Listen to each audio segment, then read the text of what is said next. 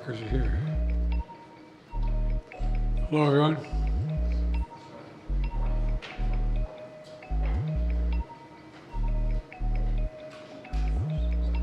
You got everybody? Well, good afternoon. And this is a very good afternoon. A very good afternoon. Today we're bringing home Paul, Evan, Alsu, Vladimir. 3 American citizens and 1 American green card holder. All 4 have been imprisoned unjustly in Russia. Paul for nearly 6 years. Vladimir since 2022. Evan since March of 2023. And Alsu since October of 2023. Russian authorities arrested them, convicted them in show trials, and sentenced them to long prison terms with absolutely no legitimate reason whatsoever, none. Paul, a former Marine, was in Russia for a wedding. Evan, a journalist with a Russian, in Russia, was in Russia, assigned by the Wall Street Journal. Alsu, also a journalist, was in Russia to see family. All 3 falsely accused of being spies. And Vladimir, who was a Russian citizen by birth and holds an American green card, is a Pulitzer Prize-winning journalist and was a pallbearer at my friend John McCain's funeral with me. He spoke out against Putin's regime. And for that, he was convicted of treason. And now, their brutal ordeal is over, and they're free. Moments ago, the families and I were able to speak to them on the telephone from the Oval Office. They're out of Russia. Earlier today, they were flown to Turkey, and soon they'll be wheels up on their way home to see their families. This is an incredible relief for all the family members gathered here.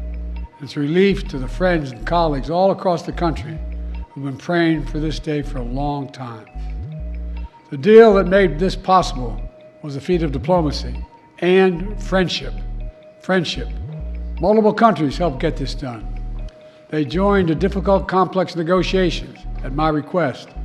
And I personally thank them all again. And I've thanked them personally, and I'll thank them again. All told, Russia has released 16 prisoners. 8 Russians who are being held in the West will be sent home as well.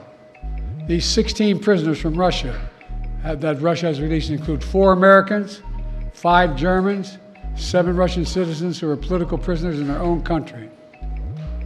One of those Russians runs a human rights organization, Memorial, which won a Nobel Prize in 2022. Putin threw him in prison for voicing opposition to the war in Ukraine. 4 others work with Alexei Navalny, a political opposition leader who died in Russia prison this year.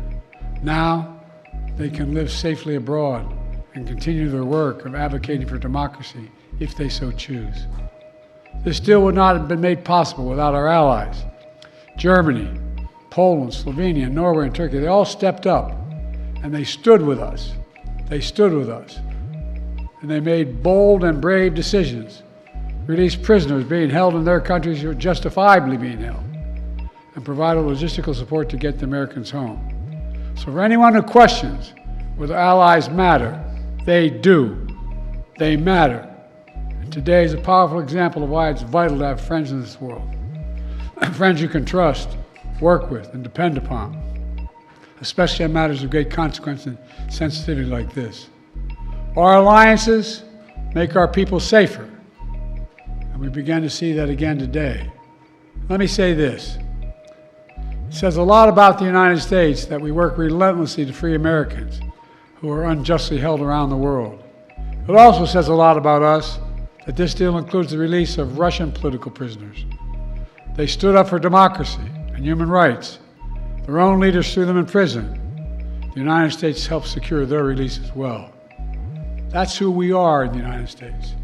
We stand for freedom, for liberty, for justice, not only for our own people, but for others as well. And that's why all Americans can take pride in what we've achieved today. I want to thank everyone in my administration who helped make this happen. Our work did not start just on day one. It started before day one. During the transition, I instructed our national security team to dig into all the cases of hostages being wrongfully detained, which were inherently, well, we inherited them from the prior administration. I wanted to make sure We hit the ground running, and we did. As of today, my administration has brought home over 70 Americans who were wrongfully detained and held hostage abroad. Many since before I took office. Additionally, I issued an executive order in 2022 authorizing penalties like sanctions and travel bans on those who hold Americans against their will. And my State Department has introduced new warnings for Americans about the risk of being wrongfully detained by a foreign government. Deals like this one come with tough calls, and there are never any guarantees. But there's nothing that matters more to me than protecting Americans at home and abroad. And so we'll continue to work for the release of all wrongfully detained Americans around the world. Let me end where I began, with Paul, Evan, and also Vladimir and their families. They never gave up hope. We can't imagine what they've been through, all of you. Matter of fact, this lady right here, I think, was living in the Oval Office with us for a while. All kidding aside, can't imagine their joy right now. They're home. Tomorrow's a big day. The 13th birthday of Miriam. Miriam, where are you? Come here. You all know we have a tradition in the Biden family. We sing happy birthday on any birthday. You ready? All of you. Happy birthday to you. Happy birthday to you. Happy birthday, dear Miriam. Happy birthday to you. Remember, no serious guys till you're 30. God love you. She's Alsu's daughter. Now she gets to celebrate with her mom. That's what this is all about. Families. Able to be together again, like they should have been all along. So I want to thank you again to everyone who did their part. In just a few hours, we'll welcome home our fellow Americans.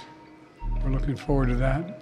God willing, we're going to be out at Andrews and get that done. So thank you, thank you, thank you. And this is a good day. What did you say to them on the phone, sir? What did you say when they answered the phone on the other side? I said, welcome almost home. How do you keep countries, these so-called abductor states, from simply taking more Americans in order to get more of their prisoners home? How do you end these perverse incentives, sir? Well, we're advising people not to go certain places. Tell them what's at risk, what's at stake. What's the these negotiations, and can you speak to the complexity of working with 6 countries to secure the U.S.? Well, look, I'm not going to take the time now, but I'll do this later in the week.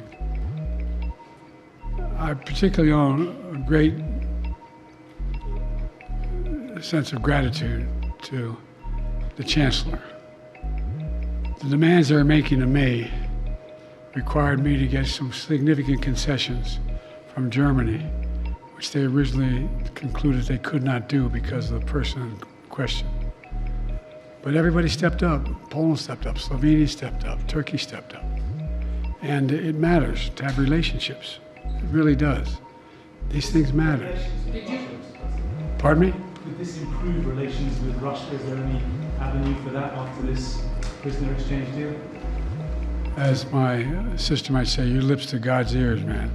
Did you speak to Vladimir Putin about this, or would you be willing to speak with Putin now directly? I don't need to speak with Putin. Anyway. How did you weigh that decision of letting somebody out who sounds like, by the way, we heard tonight? I got home innocent people. Thank you. All right. Thanks, everybody. Ella, what did you say to your son? As a father, are you speaking with Erdogan or any of the leaders about this? Say that again? Are you speaking with President Erdogan or other leaders about this? Yes, I've spoken to all the leaders about this. What did you say to And by the way, as a father, look, you heard me say this before, and I mean it. My dad had a simple proposition.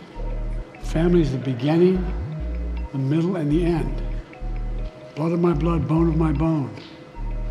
I can think of nothing more consequential. I mean that sincerely. And having lost family, not a different way, and not knowing what's happening to their circumstance when they're accidental, with health, it matters. It matters. That's What did Germany ask for in response for their cooperation? Nothing. President What did Chancellor Scholz say to you? President Trump has said repeatedly that he could have gotten the hostages out without giving anything in exchange. What do you say to that? What do you say to President Trump now? Former president. Why didn't he do it when he was president? Sir, what did Chancellor Scholz